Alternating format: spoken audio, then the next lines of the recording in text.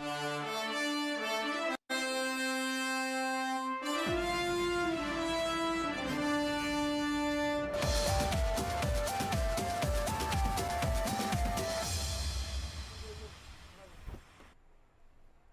स्वागत है आप सभी का। मैं हूं माधवी पांडे, आपके साथ बढ़ते हैं खबरों की तरफ। अपने नेतृत्व वाली प्रदेश सरकार के 8 सफल वर्ष पूरे होने के अवसर पर एक विशेष समारोह में शामिल होने के लिए गोरखपुर आए मुख्यमंत्री योगी आदित्यनाथ ने गोरखनाथ मंदिर में रात्रि प्रवास करने के बाद जनता दर्शन में लोगों से मुलाकात कर उनकी समस्याओं को सुना। उन्होंने समस्या लेकर आए लोगों से आत्मीयता से संवाद करते हुए कहा कि घबराइए नहीं, हर समस्या का समाधान सुनिश्चित कराएंगे, हर पीड़ित की शिकायत का प्रभावी निस्तारण कराया जाएगा। जनता दर्शन में मुख्यमंत्री ने पास में मौजूद अधिकारियों को निर्देशित किया कि हर पीड़ित व्यक्ति की समस्या पर संवेदनशीलता से ध्यान दें और उसका समयबद्ध, गुणवत्तापूर्ण व पारदर्शी निस्तारण भी कराएं।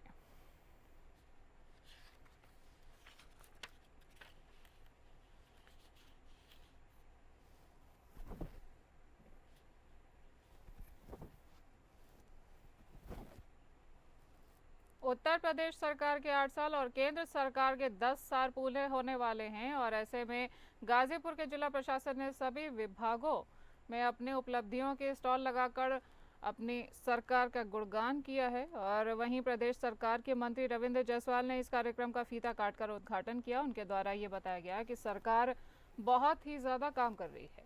वो पिछले सरकारों में जो काम नहीं हुए हैं वह भी इस कार्यकाल में सरकार उन कामों को पूरा कर रही है। और वहीं इस पर एमएलसी विशाल सिंह चंचल ने बताया कि पिछले सरकारों में गुंडा माफियाओं की सरकार थी। बिजली एक सप्ताह दिन और एक सप्ताह रात को मिलती थी। वहीं उपलब्धियां पिछले सरकारों को गिनाकर कटाक्ष करते हुए कई बयान सामने आए हैं। मुझे केवल इतना कहना है कि 8 साल पहले का गाजीपुर भी आपको याद होगा और आज का भी गाजीपुर आपको दिख रहा होगा। ये वही जिला है जो लोग घर अपना पेंट कराने से डरते थे कि कौन रंगदारी मांगने लगेगा। इतने अपराधी, इतने माफिया इस जिले में थे। जनपद की पहचान किस तरह से हो गई थी। सारी सीटें सपा के पास थी।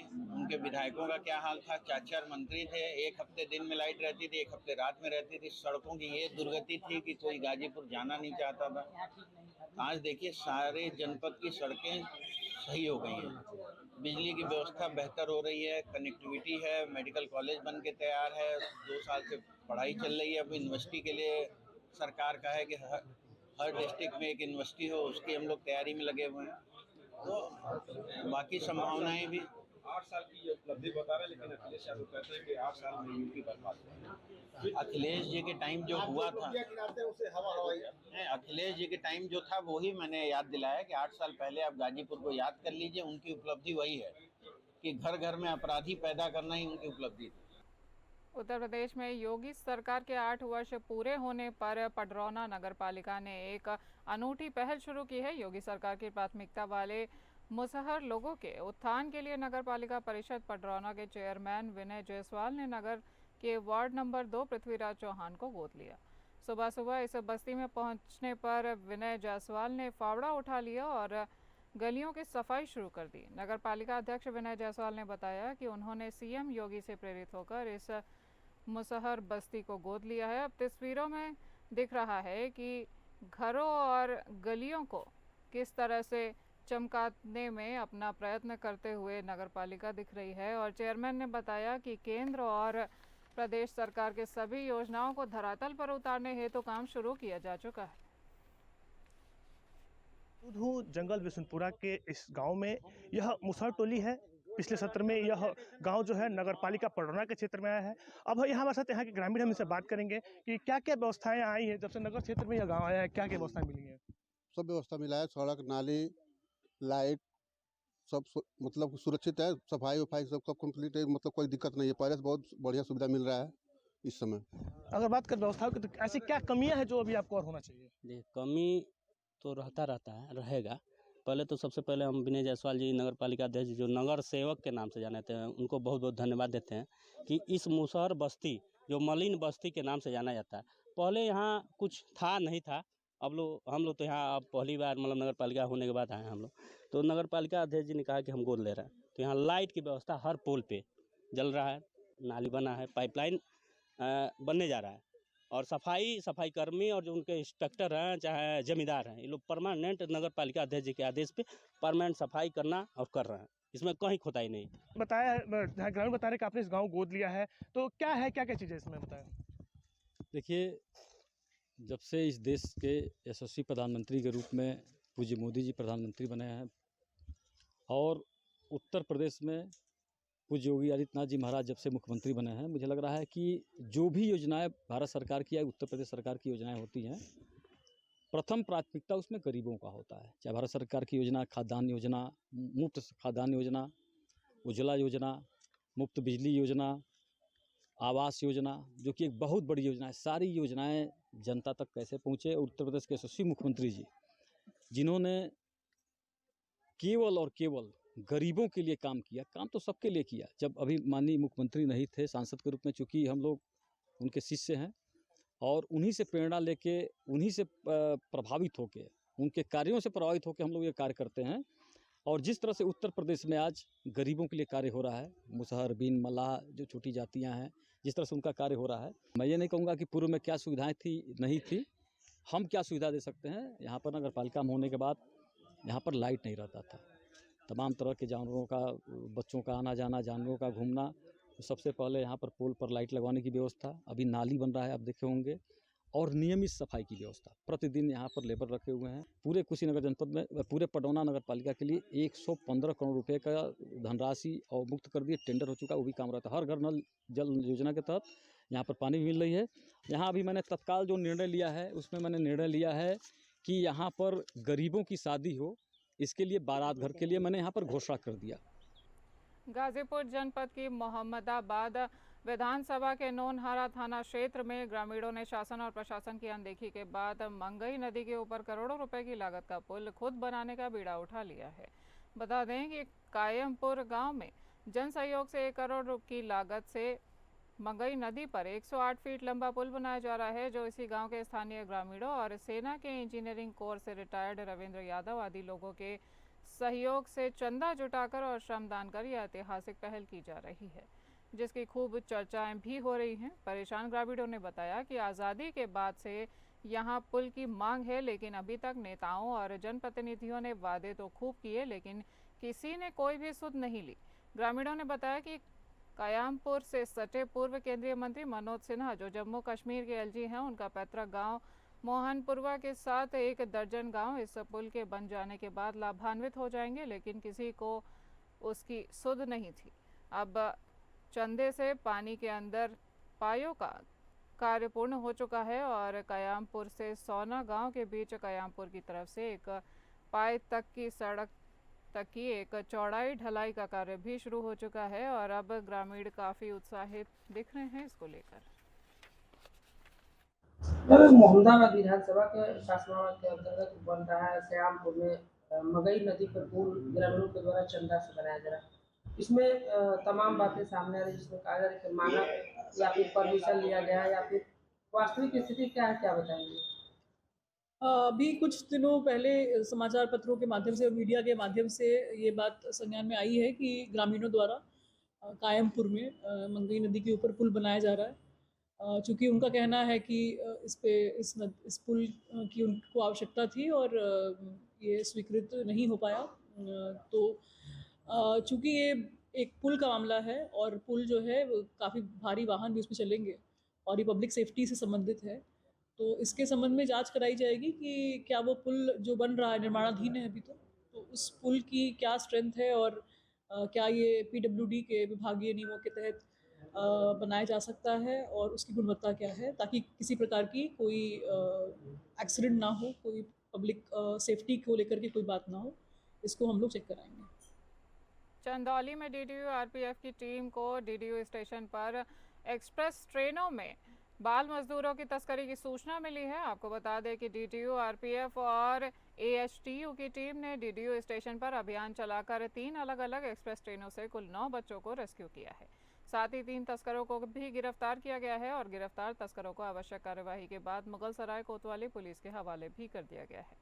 पुलिस आगे की कार्यवाही में जुटी है। सभी बच्चों को चाइल्ड लाइन हेल्प डेस्क के हवाले सुपुर्द किया गया है और साथ ही सभी बच्चों के परिजनों को भी सूचना दे दी गई है।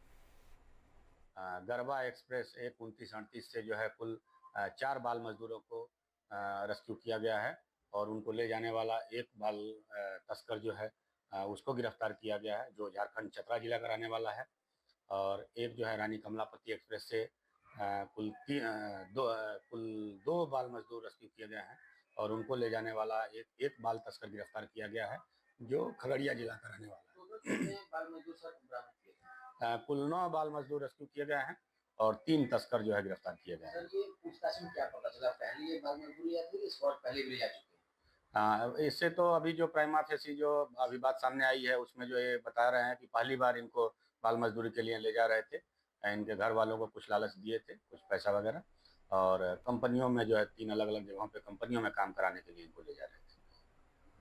बुंदेलखंड के जनपद हमीरपुर में करोड़ों रुपए खर्च होने के बाद भी शासन की सबसे महत्वाकांक्षी जल जीवन मिशन जैसी बड़ी परियोजना पूरी तरीके से चरमरा गई है, क्योंकि घर घर नल और पानी पहुंचाने की शासन की मंशा के अनुरूप कार्य न होने पर ग्रामीणों ने विभाग के जिम्मेदारों और विभागीय ठेकेदारों पर अनियमितता और भ्रष्टाचार के गंभीर आरोप भी लगाए हैं।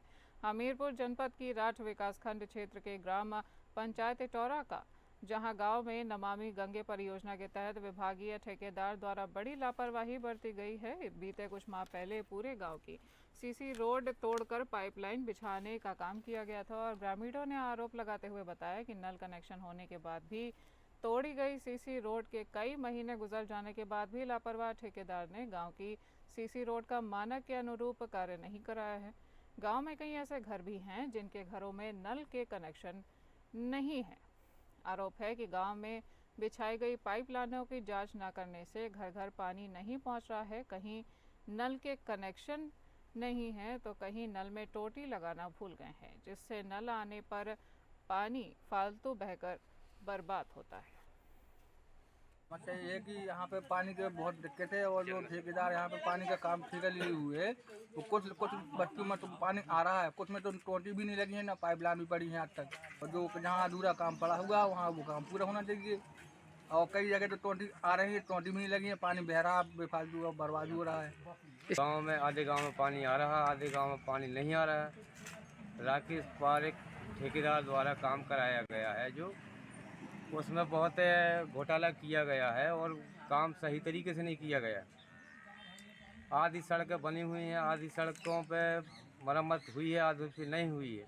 पानी भी जल भराव काफ़ी जगह है और ऐसे ठेकेदारों को हटाना चाहिए। सर, आधे गांव में पानी आता है, आधे में नहीं आता है। ठेकेदार के ऊपर कायदे से कार्रवाई होना चाहिए, या तो फिर इसको हटाकर इसका लाइसेंस निरस्त किया जाए, इसका वेतन रोका जाए, किसी दूसरे अच्छे जो अच्छा कार्य करता हो, जैसे मतलब नमामि गंगे को आगे बढ़ाए ठीक प्रकार से उसे रखा जाए। मिर्ज़ापुर के राजापुर निवासी राजकुमार सिंह ने जिलाधिकारी से शिकायत की है कि उनके खेत में लगी ईख और गन्ने की फसल को जहरीला रसायन डालकर नष्ट कर दिया गया है। उन्होंने आरोप लगाया है कि ये काम उनके गांव के ही राजकुमार सिंह पराहे ने किया है। राजकुमार सिंह का कहना है कि जब उन्होंने अपने खेत को देखा तो उन्होंने देखा कि उनके खेत का सारा घास और हरा चारा काट कर साफ कर दिया गया था। जब उन्होंने इसका कारण पूछा तो राजकुमार सिंह पराहे ने गाली देते हुए कहा कि 6 महीने बाद ईख और गन्ने की पेराई नहीं कर पाओगे। इसके बाद उन्होंने अपने निजी पानी के द्वारा जहरीला पदार्थ पानी में मिलाकर सारे गन्नों में जहरीला पदार्थ डाल दिया, जिससे उनकी पूरी फसल नष्ट हो गई। था जम्बा 6 महीने बाद गन्ना पेड़ नहीं पाओगे जम्बा। कौन कहा था? ये राजकुमार सिंह पर है, मल्ला को दिया जम्बा, सुरमणि सिंह जम्बा। कितने विषय में आपने बोया है? 16 विषय में साहब। इसकी सूचना कहीं दी आपने? इसकी सूचना मैंने जम्बा की थाने पे दिया, चौकी पे दिया जम्बा, और कोई सुनवाई नहीं हुआ। तब मैंने जम्बा क्या करूँ जम्बा SP और DM को दिया कल जम्बा। तो इसने इतना प्राणघातक चीज़ें आपके साथ हुई हैं। हाँ। क्या कोई पुरानी दुश्मनी थी क्या? पुरानी दुश्मनी यही है जम्बा सर कि इस खेत के संगे हमारे घात किया गया है जम्बा। हम चकबंदी वाले जम्बा हमारे पूरे मूल जोत नंबर खेत को गन्ना बोया हुआ था जम्बा, उसके नाम चक काट दिए जम्बा। क्या चाहते हैं प्रशासन से? क्या गुहार लगाना? प्रशासन से एक गुहार लगाना चाहते हैं कि पहले मुलजिम को जम्बा गिरफ्तार करिए। लगभग कितने का नुकसान हुआ है आपका? ये हमारा लगभग कम से कम जम्बा की 3 साल में हम 12 लाख रुपया निकालते हैं इससे जम्बा। 3 साल में 12 लाख रुपया इससे हम पैदा करते हैं। रायबरेली जिले के राजकीय कर्मचारी कॉलोनी बड़ा पार्क समीप इंदिरा उद्यान सिद्धार्थ मॉडर्न लाइब्रेरी का उद्घाटन पूर्व सैनिक अनिल यादव और उनके छोटे भाई सुनील यादव अधिवक्ता के द्वारा किया गया, जिसमें युवाओं को लेकर खासतौर पर एक नई सीख सीखने को मिलती है, जिसको लेकर युवाओं को एक बेहतर सुविधा भी प्रदान की जाएगी। वहीं लोगों को निःशुल्क पुस्तकें पढ़ने की सुविधा देना, सभी विषयों और मुद्दों का ज्ञान का प्रसार करना भी इसमें शामिल होगा और अनुसंधान के लिए दस्तावेजों को एकत्रित करना और संरक्षित करना, लोगों की सामाजिक और आर्थिक ज़रूरतों के लिए सूचना देना, शिक्षा, सूचना और मनोरंजन के लिए संसाधनों को देना और सेवाएं प्रदान करना, व्यक्तिगत विकास के लिए व्यक्तियों और समूहों की ज़रूरतों को पूरा करना, शांत अध्ययन के लिए जगह देना और समूह अध्ययन और सहयोग के लिए जगह देना, इलेक्ट्रिक संसाधनों और इंटरनेट तक पहुंचा देना, ऐसी व्यवस्थाएं इस लाइब्रेरी में उपलब्ध होंगी। युवाओं को लेकर यहाँ पर एक सिद्धार्थ मॉडर्न लाइब्रेरी का उद्घाटन किया गया है, जो कि गवर्नमेंट कॉलोनी में है। उस स्थान पे आज इसका उद्घाटन किया गया है। यहाँ पर बच्चों के लिए विशेषकर वाईफाई फ्री है, सेल्फ स्टडी है और कई महत्वपूर्ण लेखकों की पुस्तकें हैं। पुस्तकालय का भी है। बच्चों के लिए खाना खाने के लिए डाइनिंग हॉल की व्यवस्था की गई है। बात करेंगे उत्तर प्रदेश के अंबेडकर नगर की। घटिया सड़क निर्माण की उस समय पोल खुल गई जब कुछ स्थानीय ग्रामीणों ने निर्माण की गुणवत्ता पर सवाल उठाते हुए विरोध कर दिया और उसका वीडियो बनाकर सोशल मीडिया पर वायरल कर दिया। ग्रामीणों के विरोध पर दबंग ठेकेदार ने पुलिस की मदद से विरोध करने वालों पर फर्जी केस दर्ज करने की धमकी दी है, लेकिन जब स्थानीय लोगों ने इसकी जानकारी बीजेपी एमएलसी हरिओम पांडे को दी तो वे एक्शन मोड में आ गए। वहीं मामला तूल पकड़ता देखा PWD XEN Saurabh Singh JE और संबंधित फर्म के बचाव में उतर आए हैं। मामला अंबेडकर नगर जिले के कटहरी विधानसभा क्षेत्र का है। वहीं अब पूरे मामले को अधिकारी रफा दफा करने में जुटे हुए हैं।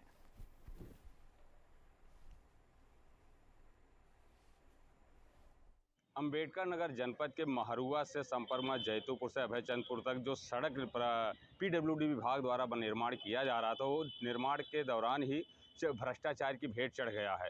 सड़क इधर बन रही, उधर पीछे तुरंत उजड़ने लगी। ग्रामीणों के जबरदस्त आक्रोश और विरोध के बाद सड़क का काम रुकवाया गया, लेकिन पीडब्ल्यूडी विभाग उसमें लीपापोती करने में पूरी तरीके जुटा हुआ है। जहां doctor Hariom Pandey MLC BJP के लगातार विरोध करते रहे, उनके विरोध के बावजूद जांच में अभी तक कोई प्रक्रिया या कार्रवाई सामने नजर नहीं आई है। मात्र महज खानापूर्ति दिखाई पड़ रही है और सौरभ एक्सियन सिंह के द्वारा साफ सफाई दिया गया, वहां से जेई को हटा दिया गया, उसका प्रमोशन कह दीजिए किया गया, भीटी से उसको मुख्यालय सदर तैनात कर दिया गया, जबकि अभी तक ठेकेदार खिलाफ कोई कार्रवाई नहीं। इस मामले में कल जनपद में पहुंचे गोविंद नारायण शुक्ला बीजेपी के प्रदेश महामंत्री, उनसे जब वार्ता की, उन्होंने कहा कि भ्रष्टाचारियों के खिलाफ सख्त कार्रवाई होगी, कोई भी होगा बख्शा नहीं जाएगा। देखने वाली बात होगी कि क्या इस बात पे अमल किया जाएगा। जहां योगी सरकार भ्रष्टाचार के खिलाफ है, क्या भ्रष्टाचार के लिए यहां पर कार्रवाई हो पाएगी या नहीं, ये तो आने वाला समय बताएगा। अंबेडकर नगर, कार्तिकेय द्विवेदी, एपीएन के लिए। प्रयागराज शहर में समता विचार एवं प्रयागराज की ओर से काव्य गोष्ठी का आयोजन किया गया है। ये कार्यक्रम वरिष्ठ कवयित्री डॉक्टर पूर्णिमा पांडे पर आधारित था। पंचस्थ कवि विद्वानों ने मां सरस्वती के आगे दीप प्रज्वलन कर कार्यक्रम की शुरुआत की और कार्यक्रम की अध्यक्षता उमेश श्रीवास्तव और मुख्य अतिथि डॉक्टर प्रदीप चित्रांशी, विशिष्ट अतिथि इंदु मिश्रा जमदग्नि ने किया है और डॉक्टर पूर्णिमा पांडे ने अतिथियों को साफा भेंट कर उनका स्वागत किया। इस सत्र का संचालन लोक रंजन प्रकाशन के प्रकाशक रंजन पांडे जी ने किया है।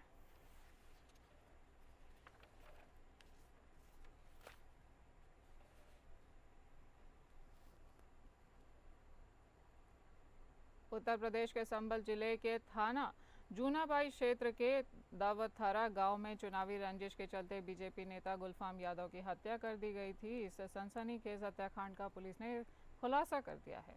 पुलिस ने इस मामले में 6 आरोपियों को गिरफ्तार कर जेल भेज दिया है। पुलिस अधीक्षक के बिश्नोई ने बताया कि हत्या की साजिश पहले ही रची गई थी और 5 युवकों ने मिलकर इस घटना को अंजाम दिया है। 3 युवक बाइक पर सवार होकर आए और बीजेपी नेता गुलफाम यादव को जहरीला इंजेक्शन देकर मौके से फरार हो गए। जांच में ये बात सामने आई है कि चुनावी रंजिश के साथ साथ पुरानी दुश्मनी के कारण हत्या की गई और पुलिस की कई टीमों ने जांच में अपना सहयोग दिया है, जिसके बाद पुलिस को अहम सुराग मिले हैं और सभी 6 आरोपियों को गिरफ्तार कर लिया गया है और पुलिस इस मामले में आगे की कार्यवाही कर रही है ताकि साजिश में शामिल अन्य लोगों को भी पहचाना जा सके। प्लानिंग को एग्जीक्यूट करने के लिए दिन का समय चूज किया, जब पहले प्रॉपर रेकी के बाद में और इनकी उस दिन इंजेक्शन मार के हत्या कर दी गई। उसके बाद में जिस रास्ते पे सीसीटीवी नहीं थे वहाँ से निकल के ये लोग यहाँ से फरार हो गए। पुलिस के द्वारा जब इस व्यक्ति मुकेश को गिरफ्तार किया गया तब पता चला कि इन पूरी जो घटना है इसके बारे में, और बाद में जब महेश से पूछताछ की गई और उसके बेटे से पूछताछ की गई तब इस सारी घटना का खुलासा हुआ है।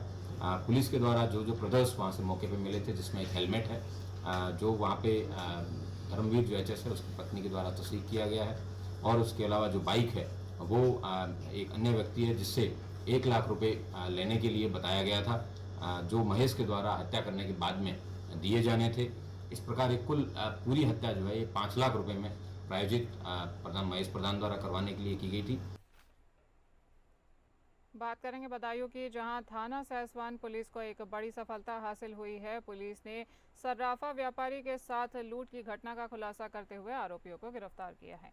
बीते दिन सर्राफा व्यापारी के साथ बाइक सवार बदमाशों ने लाखों की ठगी की थी और इसके बाद थाना सहसवान पुलिस ने मामले में सख्ती दिखाते हुए सर्विलांस टीम का गठन कर मामले में कार्यवाही की है। पुलिस ने लूट करने वाले 2 बदमाशों को गिरफ्तार कर लिया है। बदमाशों ने पुलिस को चकमा देकर भागने की कोशिश की थी, जिसमें पुलिस और बदमाशों के बीच भिड़ंत हो गई। पुलिस मुठभेड़ में दोनों बदमाशों को पुलिस द्वारा गिरफ्तार कर लिया गया है। पुलिस को बदमाशों के कब्जे से तमंचा, कारतूस और मोटरसाइकिल मिले हैं।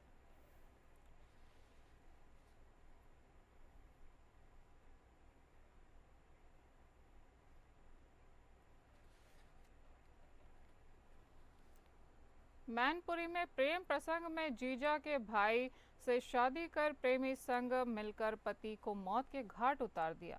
आपको बता दें कि अपराधी युवती का नाम प्रगति है। युवती अपने सगे जीजा के भाई से प्यार करती थी, साथ अन्य व्यक्ति से भी प्यार करती थी।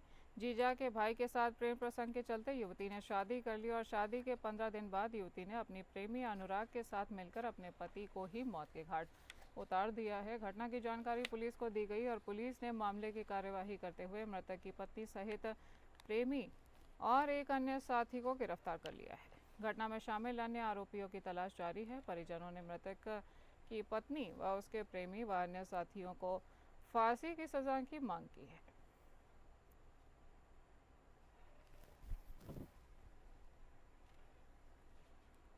सीतापुर में 2nd बटालियन पीएसी की बहुमंजिला इमारत से एक मजदूर गिर गया। पीएसी की बहुमंजिला इमारत की 11वीं मंजिल से ये मजदूर नीचे गिरकर मौत की घाट उतर गया। अचानक संतुलन बिगड़ने से मजदूर नीचे जमीन पर गिर गया था। मजदूर की दर्दनाक मौत के बाद परिवार का रो रो कर बुरा हाल हो गया था। वहीं पुलिस अब तहकीकात में जुट गई है और नगर कोतवाली क्षेत्र का ये मामला बताया जा रहा है।